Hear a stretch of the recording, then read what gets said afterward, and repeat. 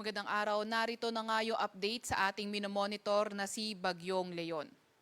Ito ang si Leon ay further nag-intensify pa nga siya. So kanina alas 4 ng hapon, ito ay nasa may layong 900 or 725 kilometers silangan ng Esiague, Isabela. Ito ay nagtataglay ng lakas na hangin na 100 kilometers per hour malapit sa sentro at bugso na abot sa 125 kilometers per hour.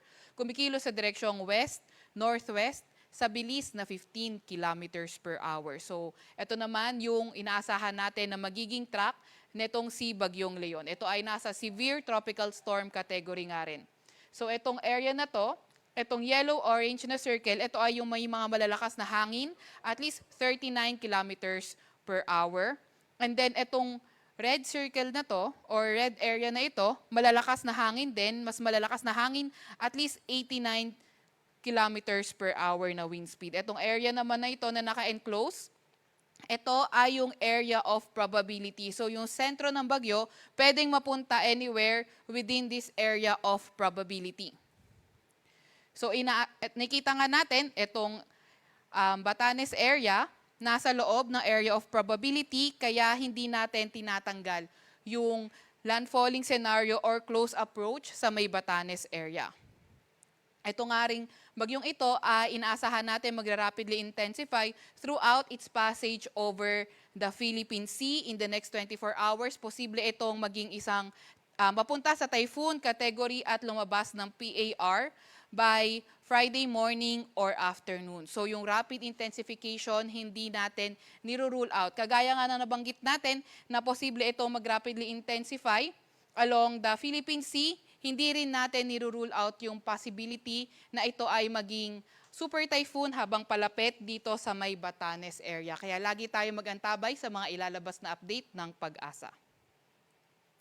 Dahil nga rin dito kay Leon nakataas ang Tropical Cyclone Wind Signal number 1 sa may Batanes, sa may Cagayan, kabilang na ang Babuyan Islands, Isabela, sa may Quirino, sa may Nueva Vizcaya, sa may Apayao, Kalinga, Mountain Province, sa may Abra, sa may Ifugao, northern portion ng Benguet, sa may Ilocos Norte, Ilocos Sur, sa may La Union, pati na rin sa may Aurora, northern portion ng Quezon, kabilang na ang Polillo Islands.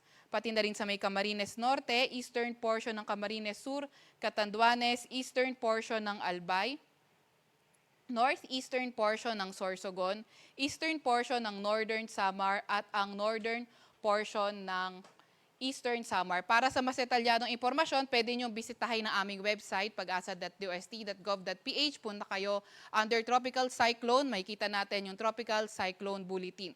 And throughout the passage of Tropical Cyclone Leon, inaasahan natin yung pinakamalakas na signal ay posibleng signal number 3 or signal number 4. Pero kagaya nga ng nabanggit natin kanina na hindi natin niro-rule out na ito ay posibleng maging super typhoon papalapit sa Batanes, hindi rin natin niro-rule out na posibleng pinakamataas na signal ay signal number 5.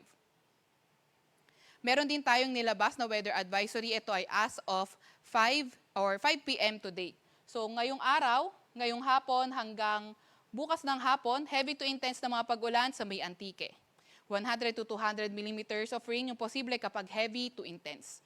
Moderate to heavy sa may Cagayan, kabiling na ang Bubuyan Islands, Occidental Mindoro, Negros Occidental at Palawan. For tomorrow naman, intense to torrential rain sa may Antique at Cagayan, kabilang na ang Babuyan Islands, Occidental Mindoro, Batanes at Apayao. Moderate to heavy naman sa may Ilocos Norte, Ilocos Sur, Negros Occidental, Aklan, Cavite at Palawan. At Wednesday afternoon to Thursday afternoon, heavy to intense rains, 100 to 200 millimeters sa pag-ulan sa may Batanes, Babuyan Islands, Occidental Mindoro at Cavite. Samantalang moderate to heavy rains naman sa may Ilocos Region, Antique, Palawan, Zambales, Bataan at Batangas. Yung ating mga kasamahan sa Regional Services Division patuloy na maglalabas ng mga rainfall advisory, thunderstorm advisory o hindi kaya heavy rainfall warning kung kinakailangan naman. Asahan din naman natin yung mga bugso ng mga malalakas na hangin for today sa may Visayas, malaking parte ng Calabarzon, Mimaropa, Bicol Region, Northern Samar, pati na rin Northern Mindanao, pati na rin sa may Caraga Region. By tomorrow sa may Zambales, Bataan, Aurora, Metro Manila sa may Calabarzon, Mimaropa, Bicol Region, Visayas, Dinagat Island, Surigao del Norte, pati na rin sa may Camiguin. And by Wednesday, asahan naman natin mabugso pa rin ang mga malalakas na hangin sa may Zambales, Bataan, Aurora, Metro Manila, Calabarzon, Mimaropa, Bicol Region, Dinagat Islands at malaking bahagi ng Visayas at sa may Central Luzon. Meron din tayong nilabas kaninang alas 5 ng hapon na gale warning sa area ng Batanes, Cagayan, kabilang na nga ang Babuyan Islands. Kaya yung mga maliliit na sasakyang pandagat, pati na nga rin yung mga motor bangkas, kung maaari ay huwag muna tayong pumalaot dahil magiging maalon hanggang sa napakaalon ng karagatan.